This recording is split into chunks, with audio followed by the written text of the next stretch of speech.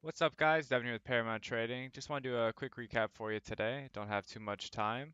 So I only traded two stocks today. We have Apple and I also traded Tesla. So let's go ahead and jump to the Apple trade and I'll show you what I did. So Apple had earnings last night and saw a nice move up all the way up to a high of 213 after hours. So I noticed in the pre-market we were curling up, made a double top pretty much, just like maybe a lower high. We're starting to come back down. So I wanted to take it as it came back up to 213 for a move down lower and a gap fade.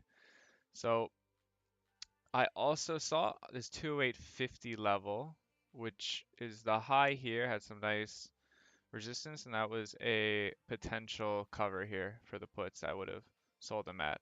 Or all the way down here, maybe into this 230 level if we, maybe the last contract, get lucky with that. So let me go ahead and show you here with the contracts. I believe I had the 212.50 puts. Let me pull it up for you. All right, so I have the contracts open right here.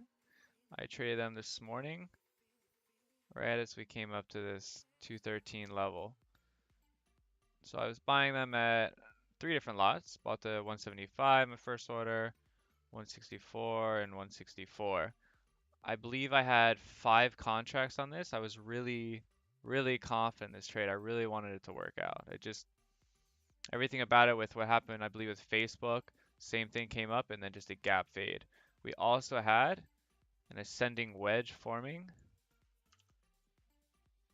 So we were kind of lower volume, ascending wedge into a really nice resistance. It just looked perfect. So I had five contracts, told myself I'm going to give it $150 risk on it, and it, stayed under, consolidated, and then we finally shoot through, and I had to stop out with a $152 loss. Really unfortunate. I really wanted to see this one to work out. Really nice triple top setup, but fortunately didn't work. Let's go ahead and get into Tesla. All right, so I have Tesla open here. So you can see on the 30-minute chart, a little bit higher time frame, this 231.50 level, right around this kind of range or so, has been respected very well the last 4 days. So we had it come down here on the 26th, the 29th, and then this morning we were coming down to that level, which is lows, really, if you go back far, we haven't been at these levels since back in 2017 January. So, you know, I was looking for this to definitely hold and hopefully have some buying come back in.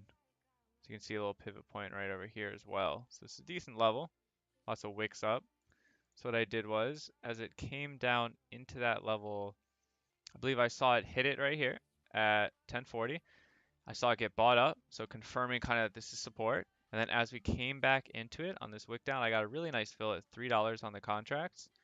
And then my target, I was looking for, 237 if possible.